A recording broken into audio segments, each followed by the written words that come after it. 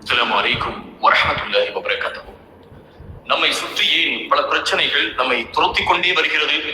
நம்முடைய இல்லத்திலே நாம் நுழைந்தால் இல்லத்தில் ஏன் பல பிரச்சனைகள் ஏற்படுகிறது?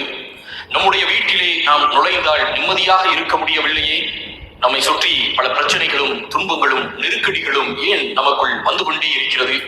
ஒரு வீட்டில் அல்லாஹ்வினுடைய அருள் இல்லை என்றால், அல்லாஹ்வினுடைய பரக்கத் இல்லை என்றால் அந்த வீட்டிலே பல பிரச்சனைகள் ஏற்படும். ஏன் அந்த வீட்டிலே அல்லாஹ்வுடைய பரக்கத் ஏற்படுவது இல்லை? ஏன் அங்கே ஷைத்தான் குடிபெயர்ந்து விட்டான்? அந்த வீட்டிலே ஷைத்தான் குடிபெயர்ந்து விட்டான். என்ன காரணம்? அல்லாஹ்வுடைய தூதர் ஸல்லல்லாஹு அலைஹி வஸல்லம் அவர்கள் சொல்லக்கூடிய ஹதீஸை பாருங்கள். திருமதி என்கின்ற நபிமொழி தொகுப்பிலே 2807வது ஹதீஸாக நூமான் பின் பசீர் ரலியல்லாஹு அன்ஹு அவர்கள் அறிவிக்கின்றார்கள். அல்லாஹ்வுடைய தூதர் ரசூலுல்லாஹி ஸல்லல்லாஹு அலைஹி வஸல்லம் அவர்கள் சொல்லுகின்றார்கள், இந்த 2 வசனங்கள் 3 இரவுகள் ஒரு வீட்டிலே இந்த வசனத்தை ஓதப்படவில்லையானால் அந்த வீட்டில் ஷைத்தான் அந்த வீட்டை நெருங்கி விடுகிறான், நெருங்கியே தீருவான் என்று அல்லாஹ்வுடைய தூதர் ஸல்லல்லாஹு அலைஹி வஸல்லம் அவர்கள் சொல்லுகின்றார்கள். ஒரு வீட்டில் ஷைத்தான் குடிபெயர்ந்து விட்டால் அந்த வீட்டிலே இருக்கக்கூடியவர்களுக்கு உள் பிரச்சனைகளை ஏற்படுத்துவான். நமக்குள் நிம்மதிகள் இருக்காது. நம்முடைய சுற்றி நடக்கக்கூடிய அனைத்து பிரச்சனைகளையும் சைத்தான் தூண்டிவிட்டுக் கொண்டே இருப்பான். அது இறுதியாக வேறு வேறு சிந்தனைகளுக்கு ஒரு மனிதனை கொண்டு போய் சென்றுவிடும். நம் வீட்டிலே இருக்கக்கூடிய இந்த ஷைத்தான்களை விரட்டுவதற்கு இறை தூதர் ஸல்லல்லாஹு அலைஹி வஸல்லம் அவர்கள் ஒரு அழகிய அந்த 2 வசனங்களை சொல்லுகின்றார்கள்.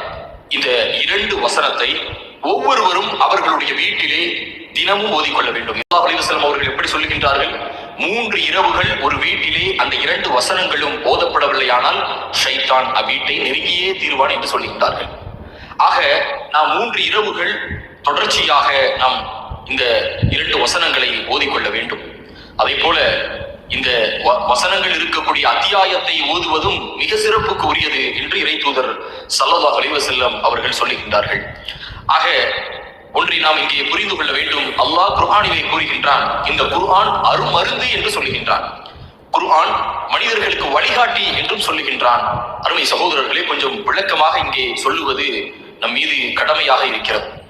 இந்த குர்ஆனை பொறுத்த வரைக்கும் ஒரு மனிதன் எப்படி வாழ வேண்டும், அதே போல இந்த உலகத்திற்கு பிறகு நடக்கக்கூடிய கியாம நாளிலே நடக்கக்கூடிய நிகழ்வுகளை குறித்தும் குர்ஆன் பேசுகின்றது. நபிமார்களுடைய வரலாற்றை பேசுகிறது. இதை அனைத்தையும் பேசக்கூடிய இந்த குர்ஆனில் தான் அல்லாஹ் கூறுகின்றான், இந்த குர்ஆன் மனித சமூகத்திற்கு ஒரு அருமருந்து என்று சொல்லுகின்றான். இந்த குர்ஆன் மனித சமூகத்திற்கு ஒரு அழகிய வழிகாட்டுதல் என்று சொல்லுகின்றான். இந்த குர்ஆனை நாம் நம்முடைய வீட்டிலே வைத்துவிட்டு அதை ஓதாமல் இருக்கக்கூடிய சூழலிலே நம்முடைய இல்லத்திலே ஷைத்தான்கள் உள்ளே நெருங்கக்கூடிய அளவிற்கு நாம் தான் வழிவகை செய்கின்றோம். அந்த 2 வசனங்கள் என்ன என்று பார்ப்பதற்கு முன்பாக இந்த குர்ஆனிலே சொல்லப்பட்ட சில அத்தியாயத்தினுடைய சிறப்புகளையும் நாம் பார்க்க வேண்டும். சூரா அல் ஃபாத்திஹா அத்தியாயம் 1. இந்த வசனம், இந்த அத்தியாயம் நிறைய சிறப்புகளை கொண்ட இருக்கக்கூடிய ஒன்றாகும். நமக்கு ஏற்பட்டிருக்கக்கூடிய உடல் வலியாக இருந்தாலும், அதே போல நோய்களாக இருந்தாலும், இந்த அத்தியாயத்தை 11 முறை நாம் ஓதி நாம் நம்முடைய உடலிலே தேய்த்துக் கொள்ளலாம். அல்லாஹ்வுடைய தூதர் ஸல்லல்லாஹு அலைஹி வஸல்லம் அவர்கள் இதற்கு அனுமதி அளிக்கின்றார்கள். அடுத்ததாக நம்முடைய உடலுக்கு இன்னும் சிஃபா கொடுக்கக்கூடிய 3 அத்தியாயங்கள் அல்லாஹ்வுடைய தூதர் ஸல்லல்லாஹு அலைஹி வஸல்லம் அவர்கள் ஒவ்வொரு இரவிலும் தூங்குவதற்கு முன்பாக இந்த அத்தியாயங்களை ஓதிக்கொள்வார்கள். குர்ஆனிலே 113வது அத்தியாயம், 114வது அத்தியாயம், 112வது அத்தியாயம், குல் ஹுவல்லாஹு அஹத், குல் அஊது பிரப்பின் நாஸ், குல் அஊது பிரப்பின் ஃபலக், இந்த 3 அத்தியாயங்களை இறை தூதர் ஸல்லல்லாஹு அலைஹி வஸல்லம் அவர்கள் தாம் தூங்குவதற்கு முன்பாக ஓதி தன்னுடைய உடலிலே தேய்த்துக் கொண்டு தூங்குவார்கள். ஆக இதுவும் இறை தூதருடைய ஒரு வழிமுறையாக நாம் பின்பற்றக்கூடிய சுன்னத்தாக இருக்கிறது. இதற்கு நிறைய நன்மைகளும் நமக்கு எழுதப்படுகிறது. நம்முடைய உடலிலே நோய் நிவாரணம் கொடுக்கக்கூடிய அத்தியாயங்களாக இந்த அத்தியாயங்கள் இருக்கிறது.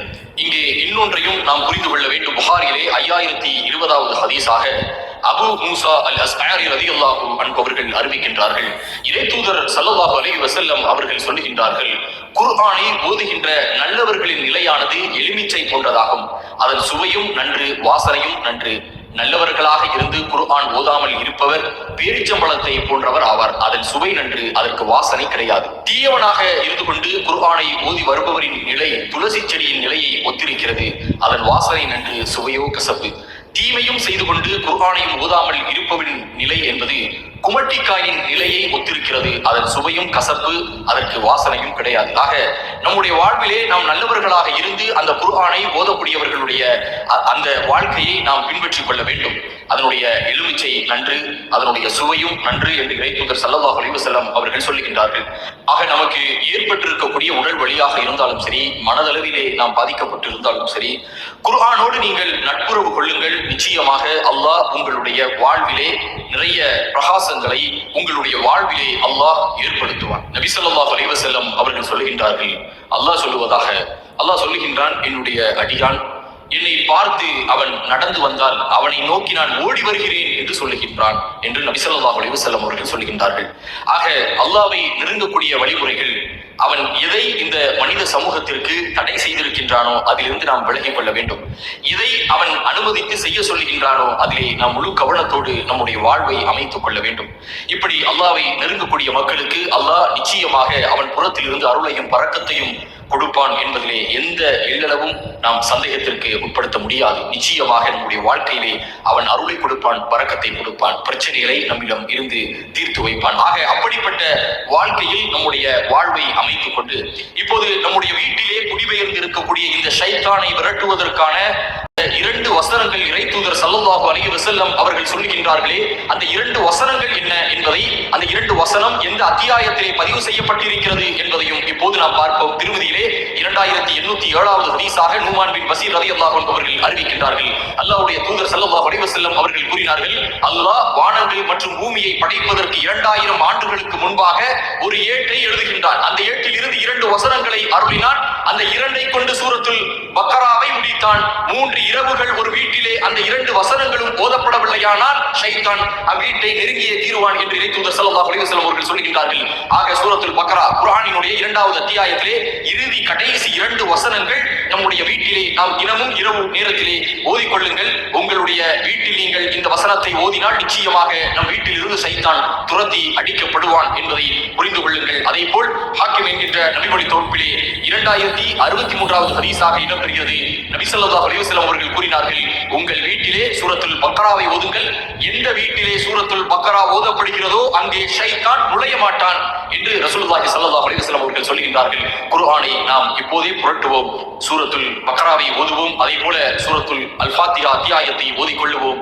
இப்படி சிறப்புகள் நிறைந்த சூறாக்களை நாம் தினமும் ஓதிக்கொள்ளுவோம். அதே போல் அதிலே இருக்கக்கூடிய வரலாற்று வசனங்களையும் நாம் தமிழிலே படிப்போம். நபிமார்களுடைய வரலாறை அல்லாஹ் பதிவு செய்கிறான் குர்ஆனிலே, அதை நாம் படிப்போம். அதே போல் இந்த உலகத்திற்கு பிறகு மறுமையிலே நடக்கக்கூடிய கேள்வி கணக்கை குறித்து குர்ஆனிலே சொல்லுகின்றான், அதை நாம் படிப்போம். குர்ஆனோடு நட்புறவு கொண்டு நாம் நம்முடைய வாழ்க்கையை அமைத்துக் கொள்வோம் இன்ஷா அல்லாஹ்.